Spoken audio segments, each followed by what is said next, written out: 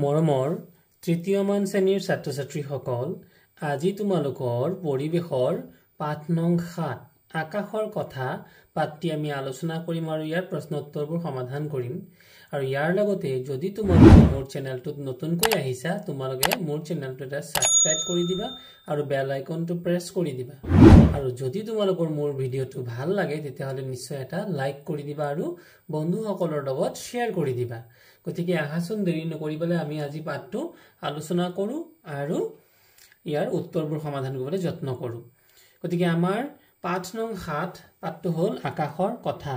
তো পোনপ্ৰথমে তোমালোকে ইয়াতে এটা ধুনীয়া ছবি দেখিবলৈ পাইছা, য'ত নেকি সূৰ্য ওলাইছে, বগলী উৰিছে, ৰাতিপুৱাৰ এটি দৃশ্য। গতিকে এই পাঠটো পঢ়াৰ আগতে আমি এটা ধুনীয়া কবিতা গাই লওঁ আহাচোন। গাঁও আহা পুৱাতে উঠি আকাশলৈ চালো, ৰঙা এটা বল যেন বেলিটো দেখিলো। লাহে লাহে বেলি ককাই ওপৰলৈ যায়, পোহৰ বেছি ৰ'দ বেছি গৰম লাগে ভাই। মেঘবোৰে ছবি আঁকে হাতী ঘোঁৰা চৰাই, ক'ৰ পৰা উৰি আহে ক'ত থাকে লুকাই। তৰাবোৰ দেখিলো নিশা আকাশত, তিৰবিৰ কৰি থাকে জোনৰ লগত। এয়া মৰমৰ কণমানিহঁত, তোমালোকৰ বৰ ধুনীয়া কবিতা কিছুমান দিছে। আমি এই কবিতাবোৰৰ দ্বাৰাই আমাৰ ৰাতিপুৱাটো আমি আৰম্ভণি কৰোঁ। গতিকে যদি তোমালোকৰ কবিতাবোৰ ভাল লাগে, কবিতাটো পঢ়ি তোমালোকে পাঠটো পাতনি মেলিবা। এয়া ৰাতিপুৱাৰ কিছুমান দৃশ্য দেখিছা তোমালোকে দিছে। এই দৃশ্যটোত এটা গাঁৱৰ দৃশ্য, তাৰপিছত আছে এটা ৰাতিৰ দৃশ্য আছিল। এই ৰাতিৰ দৃশ্যটোত জোন ওলাইছে আৰু তৰা ওলাইছে, হয়নে বাৰু? আৰু ইয়াতে আকৌ মেঘ ডাৱৰৰ কিছু ছবি দিয়া হৈ আছে। গতিকে ইয়াতে দুটা দৃশ্য, এটাত সূৰ্য ৰাতিপুৱা সূৰ্য ওলাইছে আৰু এটা দৃশ্যত দুপৰীয়াৰ মাজভাগ যেতিয়া ৰ'দ চোকা হৈছে আৰু ছোৱালীজনীয়ে ছাতি লৈছে। গতিকে এয়া আমি চাৰিটা দৃশ্য দেখা পালো। দুটাত সূৰ্য ওলাইছে, এটাত সূৰ্য নাই, ডাৱৰীয়া মেঘ ওলাইছে, আৰু এটা ৰাতিৰ বতৰ আৰু ৰাতিৰ ধুনীয়া জোন আৰু তৰাবোৰ আকাশত ওলাইছে। আহাচোন আমি পাঠটোলৈ আজি আগবাঢ়ো।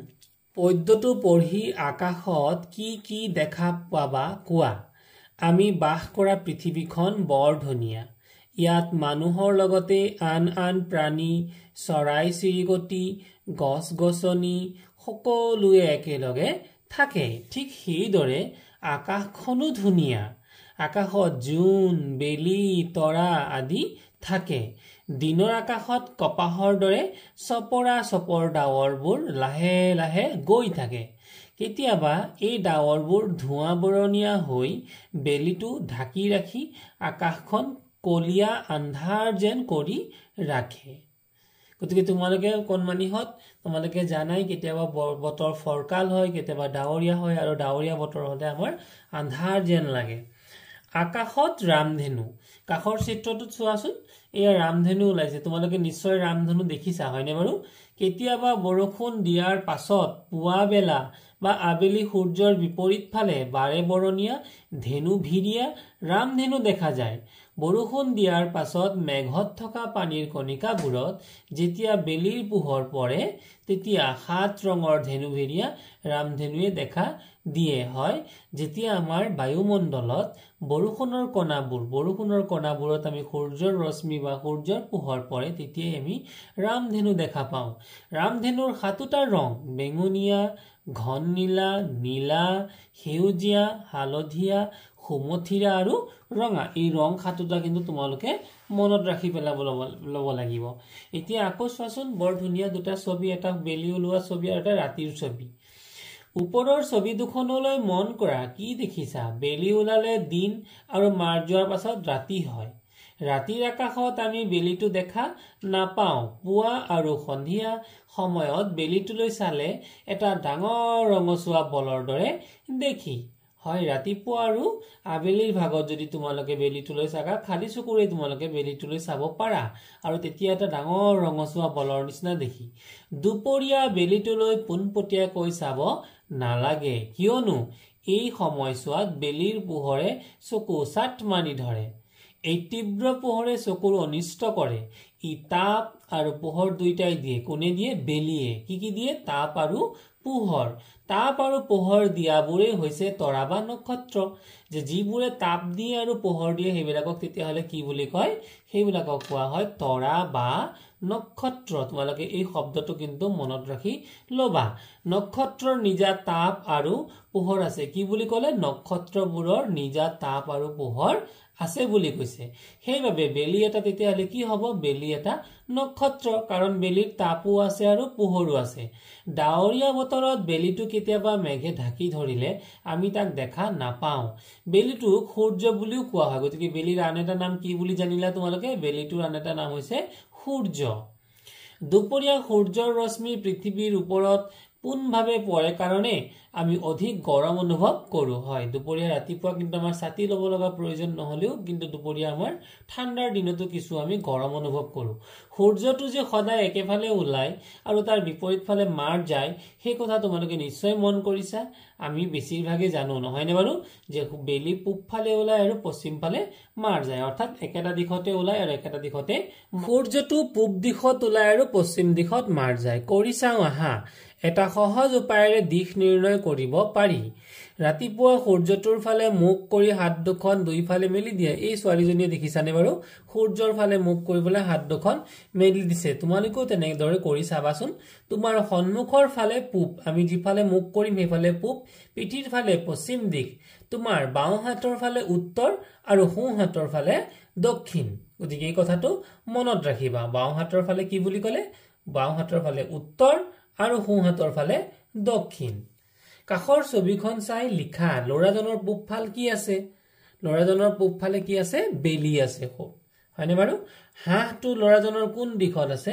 ইয়াতে এটা হাঁহ আছে আৰু এটা মুৰ্গী আছে হাঁহটো যেহেতু বাওঁ হাতৰ ফালে আছে আৰু বাওঁ ফালটো আমি ইতিমধ্যে পাইছো উত্তৰ দিশ গতিকে হাঁহটো আছে উত্তৰ দিশত কুকুৰাটো লৰাজনৰ কোন দিশত আছে কুকুৰাটো লৰাজনৰ দক্ষিণ দিশত আছে গতিকে দিশ প্ৰধানকৈ কেইটা চাৰিটা দিশ প্ৰধানকৈ চাৰিটা পূব পশ্চিম উত্তৰ আৰু দক্ষিণ এতিয়া এই চিত্ৰটোলৈ মন কৰা ৰাতিত কি কি দেখিছা কোৱা ৰাতিৰ আকাশত অগণন তৰা দেখো কিন্তু দিনত তৰাবোৰ নেদেখো কিয় তৰাবোৰ দিনত নেদেখাটোৰ এটা কাৰণ হৈছে সূৰ্যৰ পোহৰ তৰাৰ পোহৰতকৈ বহুত বেছি তীব্ৰ এই তৰাবোৰ আমাৰ পৰা বহু দূৰৈত থকা বাবে আমি সিহঁতক সৰু দেখো ৰাতি আকাশলৈ ভালদৰে মন কৰিলে দেখিবা যে আকাশত কিছুমান উজ্জ্বল বস্তু তিৰবিৰাই থাকে কিছুমান পোহৰ স্থিৰ হৈ থাকে তৰাবোৰে সূৰ্যৰ নিচিনাকৈ জ্বলি থাকি পোহৰ বিলায় কিন্তু স্থিৰ হৈ থকাবোৰৰ নিজা পোহৰ নাই সূৰ্যৰ পোহৰ পৰিহে ইহঁত জিলিকি থাকে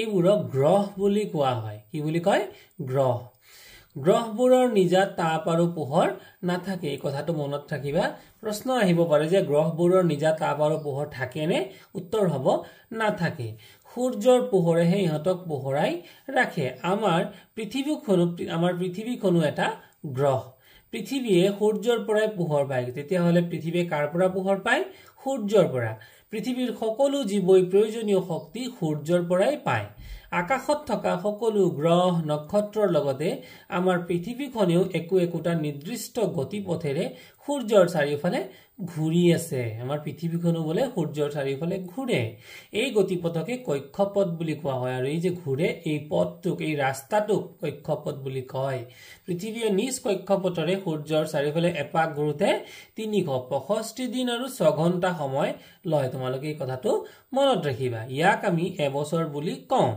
পৃথিৱীকে ধৰি মুঠ 8টা গ্ৰহই সূৰ্যৰ চাৰিওফালে ঘূৰে তেতিয়াহ'লে সূৰ্যৰ চাৰিওফালে ঘূৰা মুঠ গ্ৰহৰ সংখ্যা কেইটা 8টা এই কথাটো তোমালোকে মনত ৰাখিবা চিন্তা কৰি কোৱা পৃথিৱী যদি সূৰ্যৰ চাৰিওফালে নুঘূৰে কি হ'ব পৃথিৱী যদি সূৰ্যৰ চাৰিওফালে নুঘূৰে তেতিয়াহ'লে ঠাণ্ডা দিন আৰু গৰম দিন কেতিয়াও নাহিব ঠাণ্ডাৰ দিন হলে ঠাণ্ডাতে থাকি সকলো গছ গছনি জীৱ জন্তু বৰফ হৈ ঠাণ্ডা হৈ ঢুকাই মৰি যাব আৰু যদি গৰমৰ অৱস্থাত থাকে তেতিয়াহ'লে সকলো জীৱ জন্তু সকলো গছ গছনি জ্বলি শুকাই যাব আৰু মৰুভূমিত পৰিণত হ'ব গতিকে সূৰ্যৰ চাৰিওফালে পৃথিৱীখন ঘূৰিবই লাগিব এয়া হৈছে আমাৰ এটা চিত্ৰ যি চিত্ৰক সৌৰজগত বুলি কয় সূৰ্যৰ চাৰিওফালে যে 8টা গ্ৰহ তোমালোকে কৈছে এই 8টা গ্ৰহ কিন্তু ইয়াতে ঘূৰি আছে সূৰ্যক কেন্দ্ৰ কৰি পৃথিৱীৰ সৈতে সকলো গ্ৰহ উপগ্ৰহক লৈ গঠন হোৱা পৰিয়ালটোৱে হৈছে সূৰ্যৰ পৰিয়াল। যেনেদৰে আমাৰ পৰিয়াল থাকে, আমাৰ পৰিয়ালত ককা পেহা মাহী সকলো থাকে, সূৰ্যৰ পৰিয়ালটোত কিন্তু এই 8টা গ্ৰহ সূৰ্যৰ পৰিয়ালত আছে। এতিয়ালৈকে জনামতে সূৰ্যৰ পৰিয়ালত 8টা গ্ৰহ, বহুতো উপগ্ৰহ আৰু গ্ৰহাণুপুঞ্জ আছে। কি বুলি কলো? গ্ৰহাণুপুঞ্জ। এয়াই সৌৰজগত। সৌৰজগতত সূৰ্যৰ পৰা ক্ৰমে আঁতৰলৈ থকা গ্ৰহকেইটা হ'ল বুধ, শুক্ৰ, পৃথিৱী, মংগল, বৃহস্পতি, শনি, ইউৰেনাছ আৰু নেপচুন। এই 8টা গ্ৰহৰ নাম তোমালোকে বৰ ধুনীয়াকৈ মনত ৰাখি ল'বা। গ্ৰহবোৰৰ নাম আমাৰ বাৰবোৰৰ নামৰ লগত কিন্তু বহু সংখ্যক মিল আছে। নথকাৰ ভিতৰত ইউৰেনাছ আৰু নেপচুনটোহে নাই, বাকী কিন্তু 12ৰ নামৰ লগত একেই। গতিকে তোমালোকে এয়া মুখস্থ কৰি শিক্ষক শিক্ষয়িত্ৰীসকলক জনাবাচোন। জোনটোক চন্দ্ৰ বুলিও কয়, গতিকে জোনৰ আন এটা নাম যদি আমাক সোধে কি হ'ব? চন্দ্ৰ। ৰাতিৰ আকাশত ই পোহৰ বিলায়। ই পৃথিৱীৰ চাৰিওফালে ঘূৰে। চন্দ্ৰটো সদায় একে আকৃতিৰ নহয়, কেতিয়াবা ঘূৰণীয়া কাঁহীখনৰ দৰে, আকৌ কেতিয়াবা কাঁচিখনৰ দৰে। কেতিয়াবা কেনেকুৱা? ঘূৰণীয়া কাঁহীৰ দৰে আৰু কেতিয়াবা কাঁচিৰ দৰে। ঘূৰণীয়াকৈ দেখা চন্দ্ৰটো দেখাত সূৰ্যৰ সমান যেন লাগিলেও আচলতে সূৰ্যটো চন্দ্ৰতকৈ বহু গুণে ডাঙৰ। কোন ডাঙৰ? সূৰ্য ডাঙৰ। কিমান ডাঙৰ? বহু গুণে। সূৰ্যটো আমাৰ পৰা বহুত বেছি দূৰত আছে আৰু তাৰ তুলনাত চন্দ্ৰটো ওচৰতে আছে। আমাৰ ওচৰত থকা বাবে চন্দ্ৰটো সূৰ্যৰ সমান যেন দেখি। ই পৃথিৱীৰ উপগ্ৰহ। গতিকে পৃথিৱীৰ উপগ্ৰহটোৰ নাম কি? পৃথিৱীৰ উপগ্ৰহটোৰ নাম হ'ল চন্দ্ৰ। সূৰ্যৰ নিজা পোহৰ আছে, চন্দ্ৰৰ নিজা পোহৰ নাই। চন্দ্ৰ পৃথিৱীৰ উপগ্ৰহ। পৰীক্ষাত আহিব পাৰে যে পৃথিৱীৰ উপগ্ৰহটোৰ নাম কি? তেতিয়া কি কবা? চন্দ্ৰ। অৰ্থাৎ ই পৃথিৱীৰ চাৰিওফালে ঘূৰি থাকে। চন্দ্ৰৰ পৃষ্ঠত সূৰ্যৰ পোহৰ প্ৰতিফলিত হয়, সেয়ে আমি চন্দ্ৰটোক উজ্জ্বল দেখো। ইয়াৰ নিজা তাপ আৰু পোহৰ নাই। দেখিছানে বাৰু? চন্দ্ৰটোৰ বোলে নিজা তাপ আৰু পোহৰ নাই, কিন্তু আমি সন্ধিয়া যেতিয়া জিলিকি থাকে আমি চন্দ্ৰৰ নিজৰ পোহৰ বুলিয়ে ভাবো। আচলতে এইটো সত্য নহয়। পূৰ্ণিমা ৰাতি চোতালত বহি আইতাই নাতি নাতিনী হালৰ সৈতে কথা পাতিছে। এয়া দেখিছেনে ছবিটো? এই ছবিটোত কি হৈছে? পূৰ্ণিমা ৰাতি, গোটেই চন্দ্ৰটো ধুনীয়াকৈ এখন কাঁহীৰ দৰে জিলিকি আছে আৰু আইতাই নাতি নাতিসকলৰ লগত কথা পাতিছে। নাতি, আজি আকাশত জোনটো ইমান ডাঙৰ দেখা গৈছে, পোহৰো হৈছে, বেলিটোৰ সমান যেন লাগিছে, নহয়নে আইতা? নাতিনী, কিন্তু সদায় ইয়াক আমি একে সমান নেদেখো যে। আইতা, হয়, তোমালোকে ঠিকেই ধৰিছা। আজি জোনটো বৰ ডাঙৰ যেন লাগিছে, কাৰণ আজি পূৰ্ণিমা। পূৰ্ণিমাৰ দিনাখন জোনৰ পোহৰ অধিক হয়। জোনটো বেলিৰ সমান ডাঙৰ যেন দেখিছা যদিও আচলতে ই বেলি বা সূৰ্যটোৰ সমান ডাঙৰ নহয়। জোনাক নিশা চন্দ্ৰটো যিদিনা সম্পূৰ্ণ ঘূৰণীয়া আৰু বৰ উজ্জ্বল দেখা যায়, সেইদিনাই পূৰ্ণিমা। হয়নে বাৰু? যেতিয়া চন্দ্ৰটো ঘূৰণীয়া আৰু উজ্জ্বল দেখি এদিন কি হয়? পূৰ্ণিমা হয়। আকাশলৈ মন কৰিলে দেখিবা পূৰ্ণিমাৰ পিছদিনাৰ পৰা প্ৰতিদিনে চন্দ্ৰৰ আকাৰ লাহে লাহে সৰু হৈ গৈ থাকে। ইয়াৰ উজ্জ্বলতাও ক্ৰমে কমি আহে। 8 দিনৰ দিনা আধা যেন দেখিলানে বাৰু? এইদৰে পূৰ্ণিমাৰ পৰা 14 দিনলৈ নিতৌ ই সৰু হৈ গৈ থাকে আৰু পোহৰো কমি আহে। পিছত 15 দিনৰ দিনা ৰাতি চন্দ্ৰটো একেবাৰে নেদেখা হয় আৰু ঘোপ মৰা আন্ধাৰ হয়। সেই দিনটোৱে হৈছে অমাৱস্যা বা আউসী। তেতিয়াহ'লে কি বুজিলা? পূৰ্ণিমাৰ পৰা আকৌ অমাৱস্যা হবলৈ কিমান দিন লাগে? 15 দিন। অমাৱস্যাৰ পিছত চন্দ্ৰই কাঁচি জোনৰ নিচিনাকৈ মাত্ৰ দেখাহে দিয়ে। অমাৱস্যাৰ 2 দিন পাছৰ পৰা প্ৰতিদিনে জোনটোৰ দেখা পোৱা অংশ আৰু ইয়াৰ উজ্জ্বলতা ক্ৰমে 14 দিনলৈ বাঢ়ি গৈ থাকে। এইদৰে ইয়াৰ আকাৰ ক্ৰমান্বয়ে বাঢ়ি গৈ 15 দিনৰ দিনা আকাৰ আকৌ আগৰ সমান হয়, অৰ্থাৎ পূৰ্ণিমা হয়। অমাৱস্যাৰ পাছৰ পৰা যদিহে নিতৌ জোনটো চোৱা, তেন্তে ইয়াক ক্ৰমে তলৰ ছবিৰ দৰে দেখা পাবা। এইয়া কাঁচি জোন, তাতকৈ অকমান ডাঙৰ, তাতকৈ অকমান ডাঙৰ আৰু প্ৰায় গোলাকাৰ আৰু শেষত সম্পূৰ্ণ গোলাকাৰ। এনেদৰে আমি চন্দ্ৰটো দেখা পাওঁ। জোনটো সদায় একে নেদেখি। প্ৰকৃততে জোনৰ আকাৰ সলনি নহয়, কাৰণ পৃথিৱীয়ে নিজে সূৰ্যৰ চাৰিওফালে পশ্চিমৰ পৰা পূবলৈ ঘূৰি থাকে। জোনটো পৃথিৱীৰ চাৰিওফালে ঘূৰে। এইদৰে ঘূৰি থাকোঁতে জোনৰ যি অংশত সূৰ্যৰ পোহৰ পৰে সেই অংশটোহে আমি দেখা পাওঁ। জোনটো পৃথিৱীৰ চাৰিওফালে ঘূৰি থকা কাৰণেহে আমি ইয়াৰ আকাৰ সলনি হৈ থকা দেখা পাওঁ। তো গতিকে যেহেতু জোনটো ঘূৰি থাকে, তেতিয়াহ'লে আমাৰ এনেকুৱা লাগে যে জোনটোৰ আকৃতি সলনি হৈছে। আচলতে জোনটোৰ আকৃতি সলনি নহয়, ইয়াৰ মানে পৃথিৱীৰ ছাঁ পৰিহে আমি আন্ধাৰ যেন দেখো।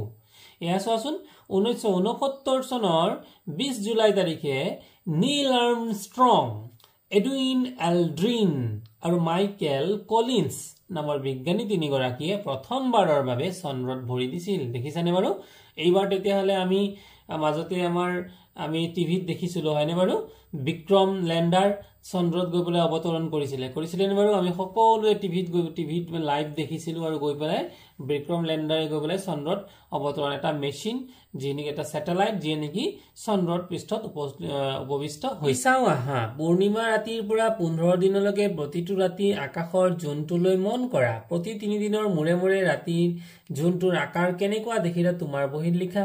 3 দিনৰ মূৰত কেনেকুৱা আকাৰ হৈছে, 6 দিনৰ মূৰত কেনেকুৱা আকাৰ হ'ল, 9 দিনৰ মূৰত কেনেকুৱা আকাৰ হ'ল, 12 দিনৰ মূৰত কেনেকুৱা হ'ল আৰু 15 দিনৰ মূৰত কেনেকুৱা আকাৰ হ'ল তোমালোকে লিখিবা। এয়া বহীত এখন তালিকা বনাই পেলাই কাঠ পেঞ্চিলেৰে এখন ঘৰ বনাই পেলাই এই পূৰ্বতে দিয়া আগৰ পাতত দিয়া ছবিটোৰ নিচিনাকৈ কেনেকুৱা তোমালোকে জোন দেখিছা 3 দিনৰ মূৰত, 6 দিনৰ মূৰত, 9 দিনৰ মূৰত, 12 দিন আৰু 15 দিনৰ মূৰত তাৰ ছবি তোমালোকে আঁকিবা।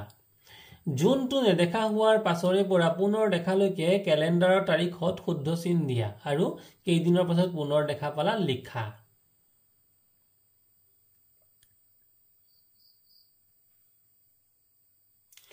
এতিয়া আহাচোন তলত আমি পঢ়ো এই চিত্ৰটোৰ পৰা তাৰকা গৃহত আকাশত থকা সূৰ্য, চন্দ্ৰ, তৰা আদি বৰ সুন্দৰকৈ প্ৰদৰ্শন কৰা হয়। তাৰকা গৃহক ইংৰাজীত কোৱা হয় প্লেনেটেৰিয়াম আৰু এই প্লেনেটেৰিয়াম আমাৰ গুৱাহাটী আৰু যোৰহাটত আছে। তোমালোকে সুযোগ সুবিধা পালে মা-দেউতা অথবা শিক্ষকসকলৰ লগত গুৱাহাটী প্লেনেটেৰিয়াম নিশ্চয় চাবলৈ যাবা। ই গুৱাহাটী পাণবজাৰত অৱস্থিত। আকাশত থকা বস্তুবোৰ চাবলৈ গুৱাহাটীত থকা তাৰকা গৃহলৈ বহু ঠাইৰ পৰা মানুহ আহে। যোৰহাট আৰু কোকৰাঝাৰতো তাৰকা গৃহ আছে, গতিকে যোৰহাটতো আছে। যাৰ যেনেকুৱা সুবিধা, যি যোৰহাট ওচৰত হয় যোৰহাটত চাবা, যি কোকৰাঝাৰ ওচৰত হয় কোকৰাঝাৰত চাবা আৰু যি গুৱাহাটীৰ ওচৰত গুৱাহাটীতে চাবা। আমাৰ পাঠটো আছিল আকাশৰ কথা আৰু ইয়াৰ প্ৰথম প্ৰশ্ন আছিল দিশ প্ৰধানকৈ কেইটা আৰু কি কি। তোমালোকে সকলোৱে জানিছা দিশ প্ৰধানকৈ 4টা, যেনে পূব, পশ্চিম, উত্তৰ আৰু দক্ষিণ। আকাশত কি কি দেখা পোৱা যায়? আকাশত জোন, বেলি, তৰা আৰু কেতিয়াবা উল্কা আৰু ধূমকেতু দেখিবলৈ পোৱা যায়। চন্দ্ৰৰ নিজা পোহৰ আছেনে? চন্দ্ৰৰ নিজা পোহৰ নাই। বেলিৰ আন এটা নাম কি?